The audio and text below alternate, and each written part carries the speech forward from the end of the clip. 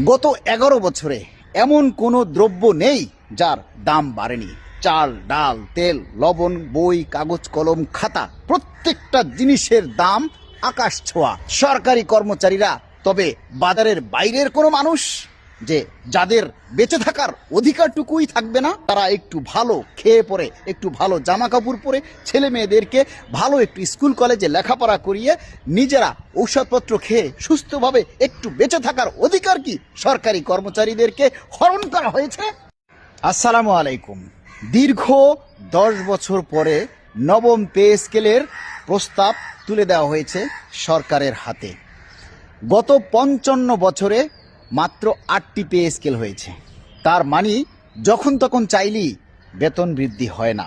অনেকের ধারণা সরকারি চাকরি মানে টাকার পাহাড়, অথচ বিশ্লেষণ করলে দেখা যায় যে প্রথম শ্রেণীর একজন কর্মকর্তার 25 থেকে 30 বছর চাকরি করার পরও তাদের 1 লাখ 1.5 লাখ টাকা স্যালারি হয় না।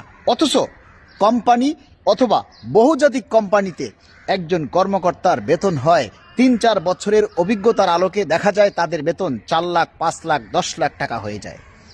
যেখানে একজন সরকারি কর্মকর্তা বা কর্মচারীর বার্ষিক ইনক্রিমেন্ট হয় 5%, সেখানে একটি বেসরকারি কোম্পানিতে যারা ভালো বেতনে চাকরি করে তাদের ইনক্রিমেন্ট হয় একজন প্রথম শ্রেণীর কর্মকর্তার চাইতেও অনেক বেশি। অথচ সে নিয়ে কারো মাথা ব্যথা নেই।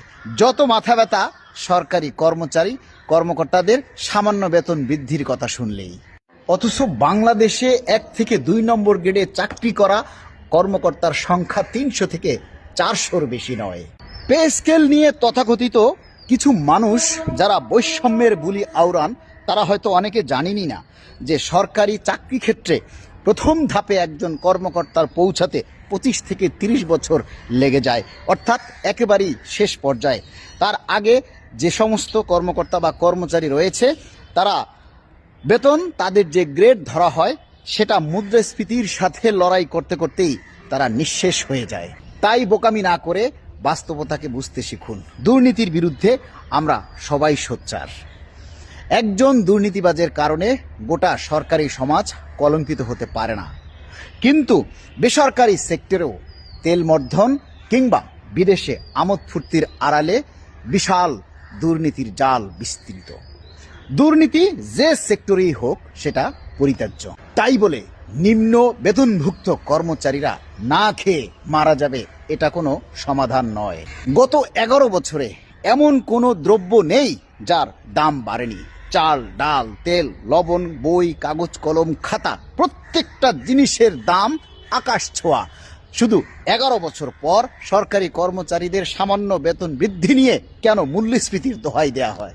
সরকারি কর্মচারীরা তবে বাজারের বাইরের কোনো মানুষ যে যাদের বেঁচে থাকার অধিকারটুকুই থাকবে না, তারা একটু ভালো খেয়ে পরে, একটু ভালো জামা কাপড় পরে, ছেলে মেয়েদেরকে ভালো একটু স্কুল কলেজে লেখাপড়া করিয়ে নিজেরা ঔষধপত্র খেয়ে সুস্থভাবে একটু বেঁচে থাকার অধিকার কি সরকারি কর্মচারীদেরকে হরণ করা হয়েছে? সাধারণত বলা হয় জনগণের ট্যাক্সের টাকায় সরকারি কর্মকর্তাদের বেতন দেওয়া হয়, অথচ সরকারি কর্মচারীদের ট্যাক্স ধরা হয় সবচাইতে বেশি স্বচ্ছ এবং তারা দিতে বাধ্য। অথচ কত ঋণ খেলাপি রয়েছে প্রাইভেট সেক্টরে, কত মানুষ রয়েছে যারা ট্যাক্স ফাঁকি দিচ্ছে, কত শিল্পপতি রয়েছে যারা ঋণ গ্রহণ করে কোম্পানিকে জ্বালিয়ে দিয়ে ঋণ খেলাপির শিকার হয়। তাদের কথা কে বলে? মূলত হিংসা প্রতিহিংসার কারণে তথাকথিত কিছু অর্থনীতিবিদ, ফ্রিল্যান্সারি, ব্যবসায়ী এবং প্রভাবশালী ব্যক্তিরা এই পে স্কেলের বিরোধিতা করে। তারা নিজেরা আলিশান জীবনযাপন করে, অথচ তারা চায় না সরকারি কর্মচারীরা একটু স্বস্তিতে বেঁচে থাকুক। পে স্কেল কোনো বিলাসিতার জন্য নয়।